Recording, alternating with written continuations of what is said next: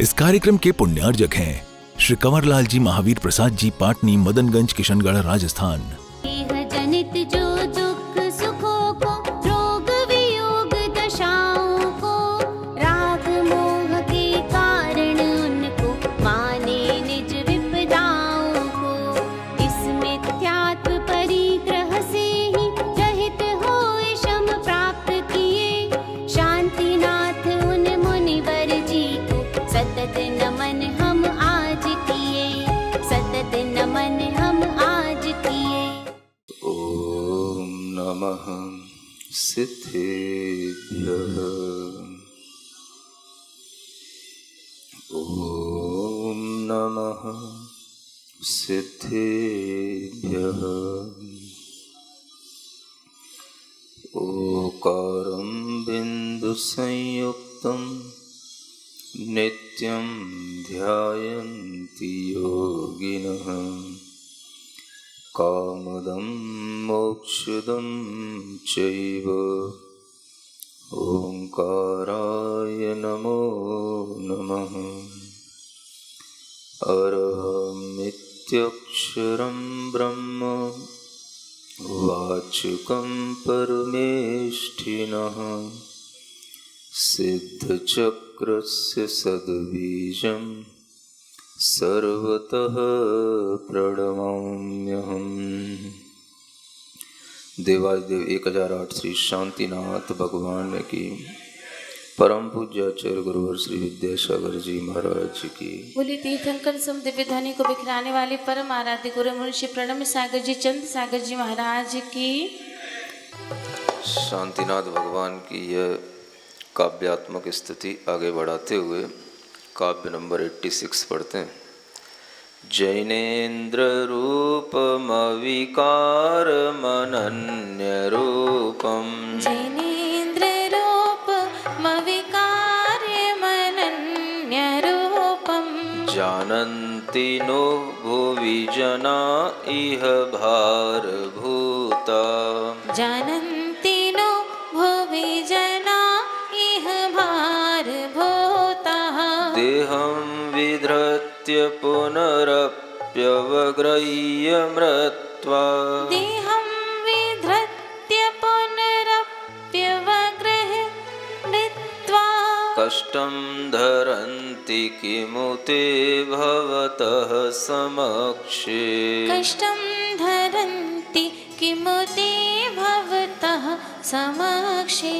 अविकारी जिन रूप आपका, नहीं अन्य का ऐसा रूप, नहीं जानते धरती पर जो वे धरती पर भार स्वरूप। बड़े कष्ट की बात आपके यूं समक्ष होने पर भी, देह धार कर पुनः ग्रहण कर, मरते कष्ट भरे दधे। अविकारी जिन रूप आपका, नहीं अन्य का ऐसा रूप। जब से हम भगवान शांतिनाथ को केवल ज्ञान के रूप में देख रहे हैं, तब से हम भगवान की स्तुति भी कर रहे हैं, और भगवान की स्तुति के साथ साथ जो उन्होंने हमें ज्ञान दिया है, उस ज्ञान की महिमा को भी हम समझ पा रहे हैं। भगवान के द्वारा दिए गए ज्ञान में यद्यपि 5 अस्तिकाय, 6 द्रव्य, 7 तत्वों का ज्ञान मुख्य होता है, क्योंकि इसी ज्ञान से भव्य जीव के अंदर सम्यक दर्शन, सम्यक ज्ञान की प्राप्ति होती है, और इसी ज्ञान से भव्य जीव अपनी आत्मा के हित के लिए भी कुछ कर पाता है। जब हम भगवान शांतिनाथ का यह ज्ञान प्राप्त करते हैं, तो ये ज्ञान हमें सभी तीर्थंकरों से मिलता है, और सभी तीर्थंकर तत्व का ज्ञान एक सरीखा हमेशा देते हैं। उस तत्व ज्ञान में जब हम तीर्थंकरों के बारे में सुनते हैं, जानते हैं, तो हमें अतीत में होने वाले अन्य अनेक तीर्थंकरों का भी ज्ञान मिलता है और अतीत में जो कुछ भी इतिहास के पन्नों में घटित हुआ है वह भी हमें भगवान की वाणी से सुनने को मिल पाता है। इतिहास अपने आप में एक बड़ी चीज़ है और इस इतिहास को हर कोई ढंग से कह पाए, लिख पाए, समझ पाए, ये विद्वानों के लिए एक बहुत बड़ी गुत्थी रही है। क्योंकि लिखना आज है, घटना हजारों वर्ष पुरानी है। इसलिए यह विद्वानों के समक्ष हमेशा एक बहुत शोध का विषय रहा कि हम इतिहास को कैसे समझें, कैसे बताएं, कैसे उसकी प्रामाणिकता को स्वीकार कर पाएं। जब भी ये भारत का इतिहास देखने में आता है और जितने भी भारत के अंदर इतिहासकार हुए हैं उन सब ने भी उस इतिहास की चर्चा की है जो पूर्व में घटित हुआ है। और उस इतिहास को जो आज हम देख नहीं सकते, लेकिन उसे हम कहीं ना कहीं लिखे हुए जो ग्रंथ हैं, शास्त्र हैं, उनके माध्यम से जो हमें उन घटनाओं का ज्ञान होता है, उससे हमें उस इतिहास अतीत काल की भी जानकारी मिलती है। एक ऐतिहासिक काल होता है, एक प्राक ऐतिहासिक काल होता है। एक इतिहास होता है, एक इतिहास से भी अतीत का काल होता है, जिसको केवल इतना कहकर के ही छोड़ दिया जाता है कि ये प्राग ऐतिहासिक काल की बात है। क्योंकि वर्तमान में जो इतिहास मिलता है, जहाँ तक के राजाओं की जानकारियाँ और जहाँ तक कुछ साक्ष्य मिलते हैं जो वर्तमान के हुए किसी घटनाओं पर निर्भर होते हैं और उन घटनाओं को किन्हीं राजाओं ने कहीं किन्हीं शिलालेखों में लिपिबद्ध किया, ऐसा इतिहास केवल हमें ईसा से 8वीं शताब्दी पूर्व तक का मिलता है। ईसा पूर्व 8वीं शताब्दी तक का इतिहास मिलता है। इससे पहले का कोई इतिहास हमारे लिए ज्ञान में नहीं आता और कोई भी इतिहासकार इससे पहले के इतिहास को मानता भी नहीं, और अगर मानता है तो उसे प्राक ऐतिहासिक कह करके छोड़ देता है या उसे इतिहासातीत कह करके छोड़ देता है। ये इतिहास काल के पहले होने वाले अनेक उल्लेख हमें जो ऐतिहासिक ग्रंथों में मिलते हैं, ऐतिहासिक ग्रंथों में मिलते हैं, उनसे हमें कुछ पूर्व के इतिहास की भी जानकारी मिलती है। भगवान महावीर स्वामी हुए हों, भगवान नेमिनाथ हुए हों, भगवान आदिनाथ हुए हों, ऐसे अनेक तीर्थंकर हुए हैं जिनका नाम, जिनका इतिहास हमें पुराने प्राचीन ग्रंथों में भी कहीं ना कहीं मिल जाता है। और अगर ग्रंथों में इतिहास ना भी मिले तो हमें ऐतिहासिक दृष्टि से जो महत्वपूर्ण चीज है, एक श्रमण परंपरा, जिसे दिगंबरत्व की परंपरा कहते हैं, जो भगवान शांतिनाथ ने भी उसी परंपरा का एक निर्वाह किया, उसका प्रवाह आगे बढ़ाया, ऐसी वह परंपरा भी हमें प्राग ऐतिहासिक काल की जानकारी देती है। और इतिहास के अनेक ग्रंथों में हमें मुनियों का, यतियों का अनेक अनेक नामों से हमें वर्णन मिलता है। कल आपको बताया था यथा जात रूप भी एक नाम आता है दिगंबरों का, निर्ग्रंथ भी एक नाम आता है, निष्परिग्रह होना भी ये उनका विशेषण बनता है, और एक सबसे बड़ा नाम जो था विशेषण के रूप में शुक्ल ध्यान परायण है। ये आपको कल सुनाया था श्रीमद् भागवत का रेफरेंस देते हुए, और यही निर्ग्रंथ शब्द का उल्लेख एक जाबाल उपनिषद है उसमें भी किया गया है। जाबाल उपनिषद, यथाजात रूप धरो निर्ग्रंथो निष्परिग्रह शुक्ल ध्यान परायण, यही शब्द उसमें भी मिलते हैं। और ये शब्दावली अपने आप में उपनिषदों में निबद्ध होते हुए भी ये विशिष्ट रूप से उन दिगंबर श्रमण परंपरा की शब्दावली है क्योंकि इस शब्दावली का प्रयोग और किसी परंपरा में होता नहीं। शुक्ल ध्यान परायण, शुक्ल ध्यान का उल्लेख दुनिया के किसी भी ध्यान शास्त्रों में, योग शास्त्रों में, दर्शन शास्त्रों में नहीं मिलेगा सिवाय जैन दर्शन के।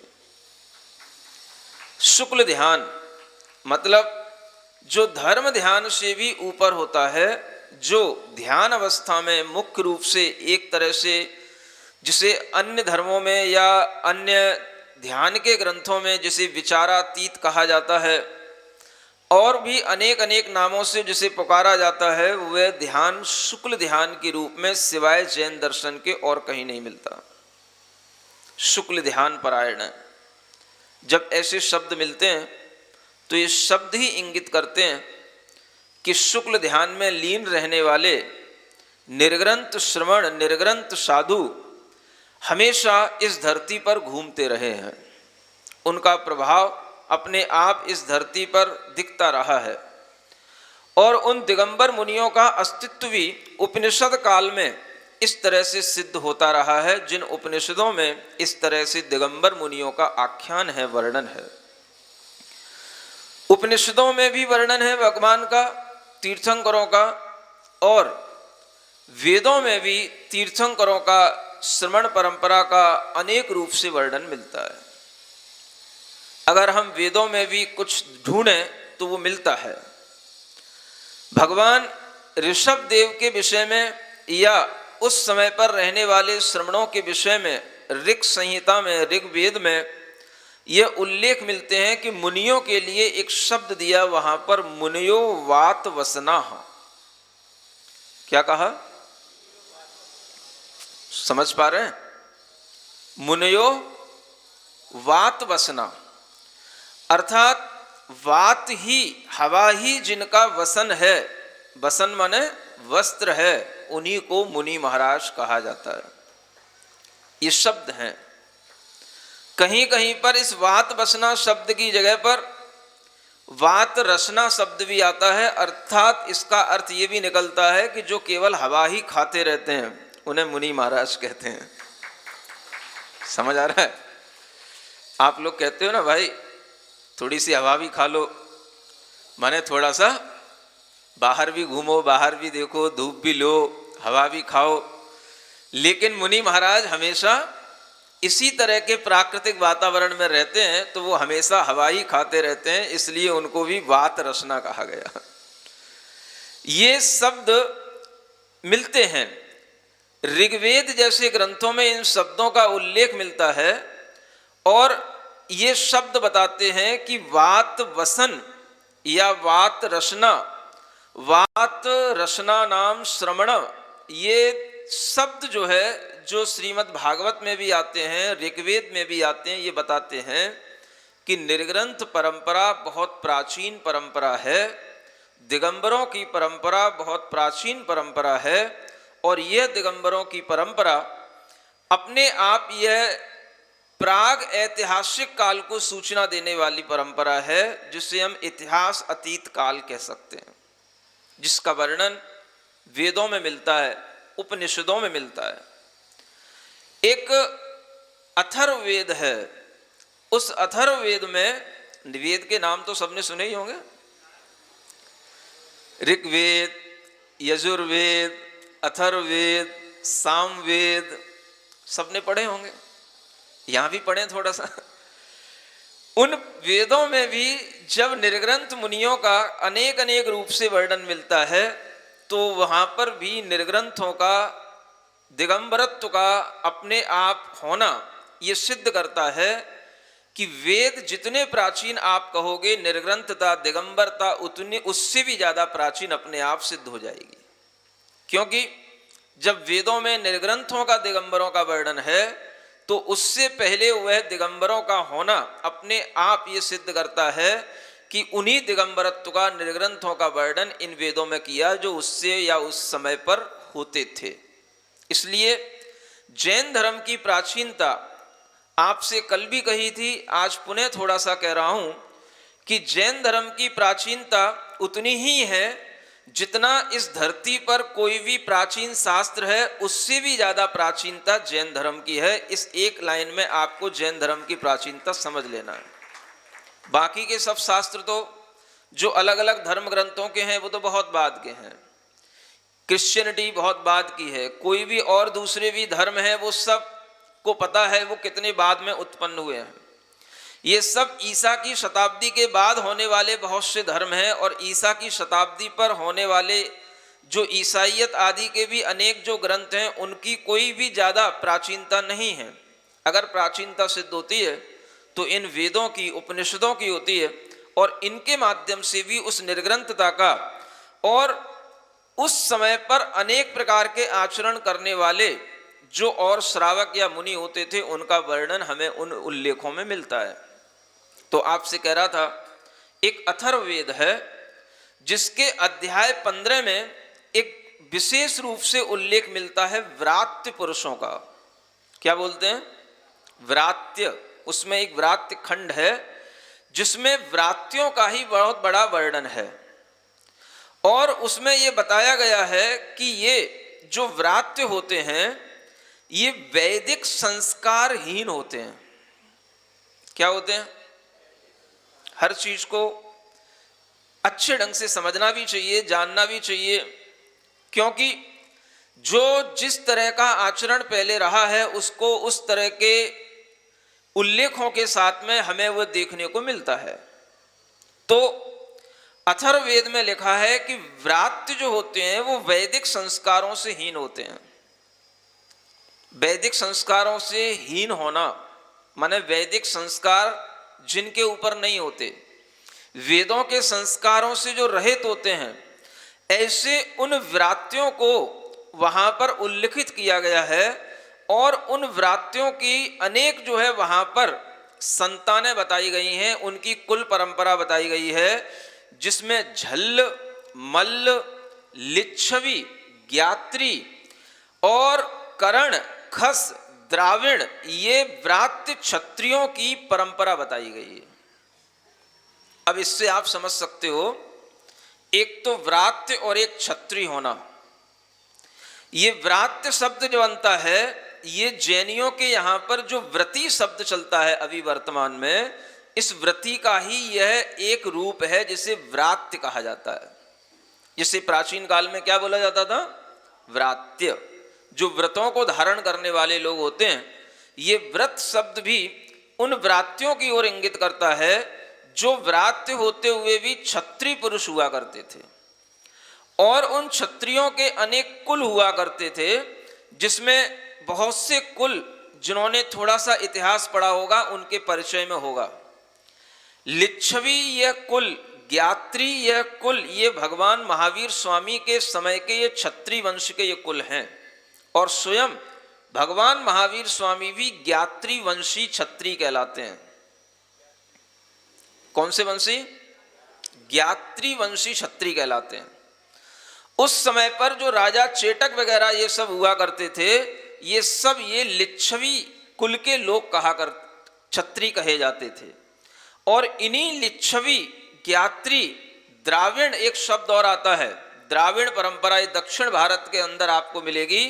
द्रविड़ परंपरा के लोग, ये द्राविड़ सभ्यता के नाम से जानी जाती है। अगर आप कभी रामधारी सिंह दिनकर जैसे लोग हुए हैं जिन्होंने कहीं भारतीय इतिहास लिखा हुआ है, भारतीय साहित्य का इतिहास लिखा हुआ है, अगर उनके 4 भागों में से आप कोई भी भाग पढ़ेंगे तो आपको इस द्रविड़ सभ्यता का भी बहुत अच्छा परिचय मिलेगा और जैन सभ्यता का भी बहुत अच्छा परिचय मिलेगा। बहुत पहले हमने कभी देखा था, पढ़ा था, और उस समय पर भी जब हमने देखा तब समझ में आया कि ये द्रविड़ सभ्यता जो दक्षिण भारत में होती है, ये द्रविड़ सभ्यता जैनों की सभ्यता है, जिन्हें हम कहते हैं कि आर्य पुरुष भारत में पहले से ही विद्यमान थे और जो पुरुष भारत में आए उससे पहले यहाँ पर जो सभ्यता चलती थी उसका नाम द्रविड़ सभ्यता था, जो जैन सभ्यता की ओर इंगित करता है। अनेक इतिहासकारों की बातें हम सामने नहीं ला पाते हैं और उन इतिहास की दृष्टियों से जब हम देखते हैं तो लोग कहते हैं कि यहाँ पर आर्य भारत में कहीं बाहर से आए, लेकिन अनेक इतिहास ऐसे बताते हैं कि यहाँ पर पहले से ही आर्य मौजूद थे जिन्हें हम द्रविड़ आर्य कहते थे, द्रविड़ सभ्यता कहलाती थी। तो ये द्रविड़ सभ्यता वही जैनों की सभ्यता थी। व्रात्य सभ्यता, क्षत्रिय सभ्यता, ये व्रात्य उन्हीं दिगंबरों की सभ्यता थी जिसमें भगवान महावीर स्वामी जैसे क्षत्रिय पुरुष उत्पन्न हुए।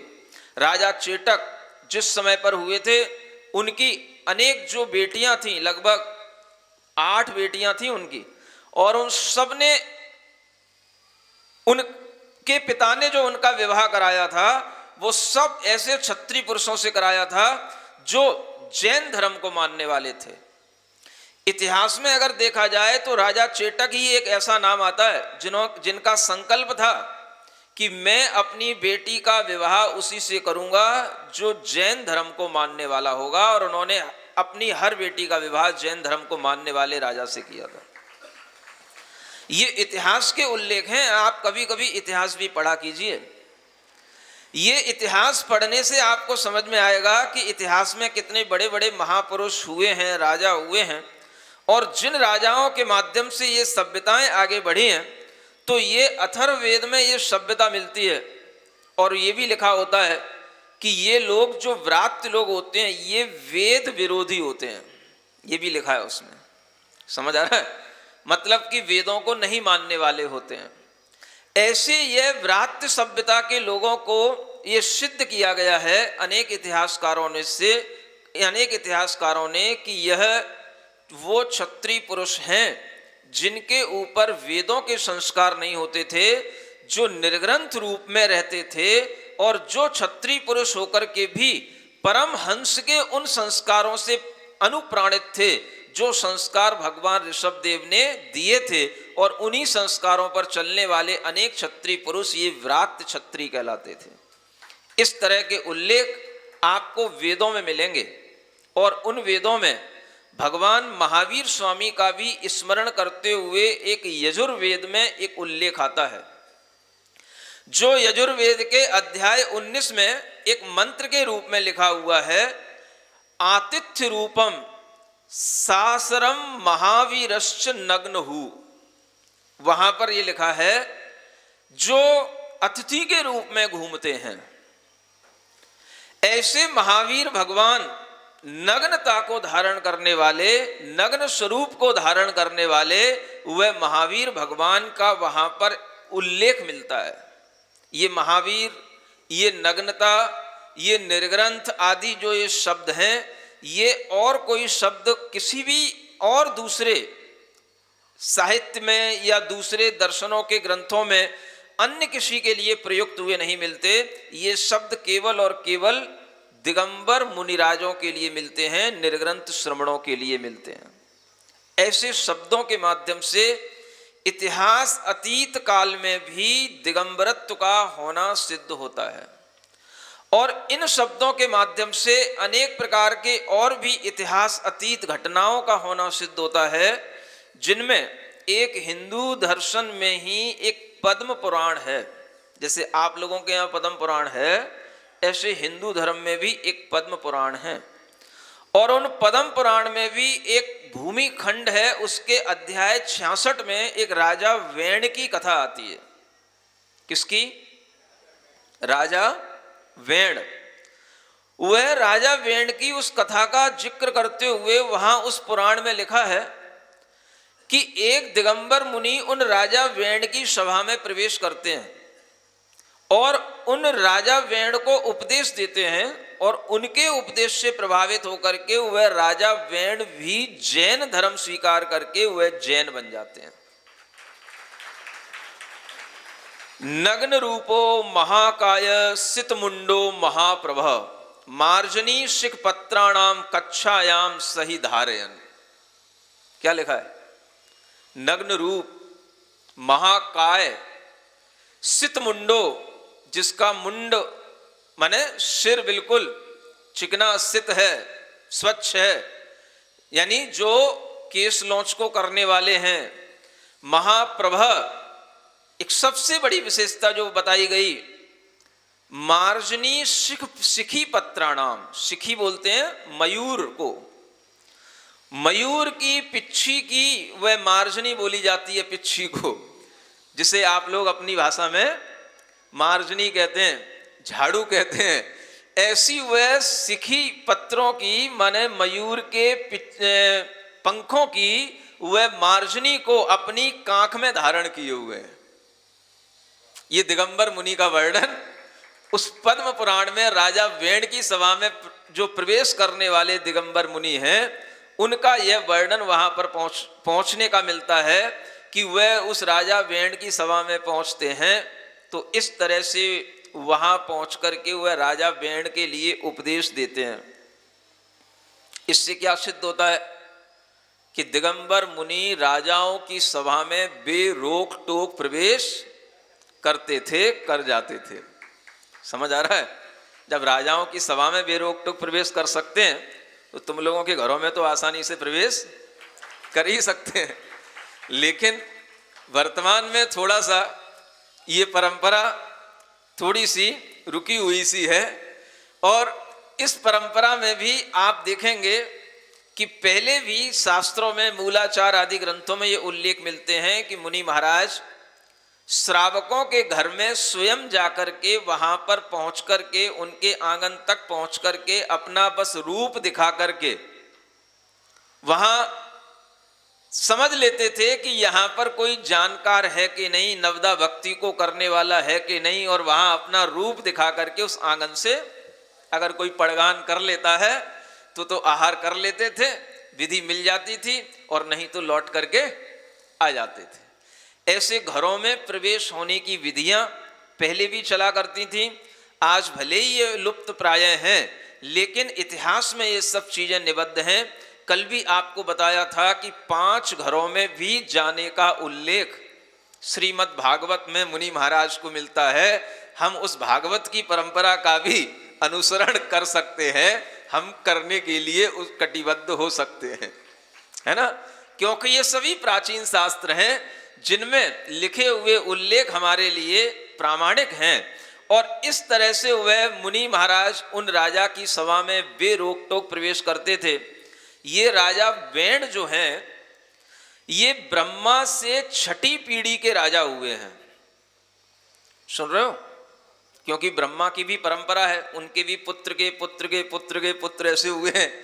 तो ये ब्रह्मा की 6ठी पीढ़ी के राजा माने जाते हैं, राजा वेण। और इन राजा वेण के लिए वहां पर उन मुनि महाराज ने क्या उपदेश दिया उसके बारे में भी एक श्लोक मिलता है। अरहंतो देवता यत्र निर्ग्रंथो गुरुरुच्यते दया वै परमो धर्म तत्र मोक्ष प्रदर्शते। ये श्लोक उन मुनि महाराज ने राजा वेण को सुनाया। क्या कहा?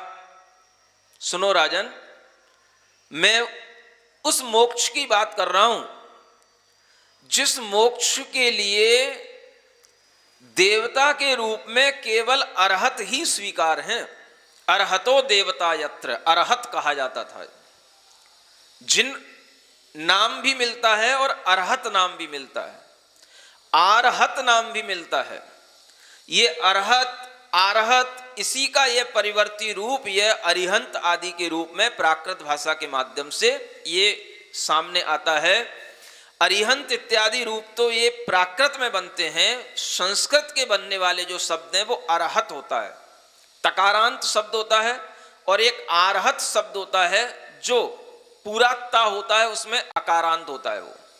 तो ऐसे ये अनेक प्रकार के अरहत, आरहत आदि जो शब्द हैं ये उन अरहंत भगवान की परंपरा के लिए प्रयुक्त होते थे, जिन परंपरा में भगवान आदिनाथ से लेके शांतिनाथ तक होते हुए भगवान महावीर तक ये अरहतों की परंपरा चली है।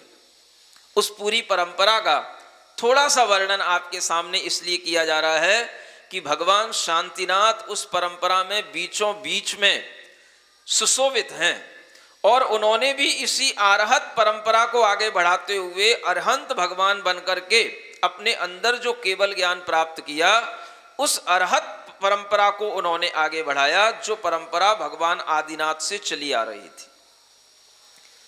कोई भी प्राचीन शास्त्र हो, उन सब में इस अरहत आरहत शब्द का उल्लेख आपको मिल जाएगा। तो वहां पर वह मुनि महाराज कहते हैं अर्हतो देवता यत्र, जहां का देवता तो अरहंत हो, अरहत हो। सुन रहे हो? गुरु कौन हो? निर्ग्रंथ हो गुरु रुच्यते। निर्ग्रंथ को गुरु कहा जाता है। निर्ग्रंथ क्या कहलाता है ये आपको पहले अच्छे ढंग से बता दिया है। निर्ग्रंथ, श्रमणा, शुक्ल ध्यान परायण, ये सब उसी निर्ग्रंथ को बताने वाले ये शब्द हैं। जो धर्म ध्यान शुक्ल ध्यान में लीन रहने वाले मुनिराज होते हैं वह निर्ग्रंथ कहलाते हैं।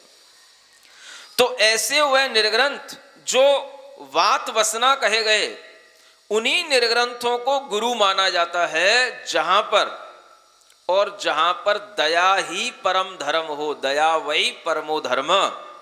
हे राजन, तत्र मोक्ष प्रदर्शते, मोक्ष वहीं पर दिखाई देता है, मोक्ष वहीं पर होता है और कहीं पर मोक्ष नहीं होता है। ये वर्णन किया गया उस पद्म पुराण में। और दिगंबर मुनि का द्वारा इस तरह से जब ये वर्णन किया गया तो वहां राजा वेण का भी दिगंबर धर्म को स्वीकार कर लेना वहां पर बताया गया। इससे आप समझ सकते हैं कि पुराण काल में, उपनिषद काल में, वेद काल में भी दिगंबर श्रमणों का रहना रहा है। और दिगंबर श्रमणों का रहना ही तीर्थंकरों के अस्तित्व को बताने वाला है। क्योंकि तीर्थंकरों का रूप, उस रूप को प्रवाहित करने वाले आगे नग्न दिगंबर साधु, वही उन तीर्थंकरों की परंपरा को आगे बढ़ाने वाले निर्ग्रंथ श्रमण दिगंबर साधु कहलाते हैं।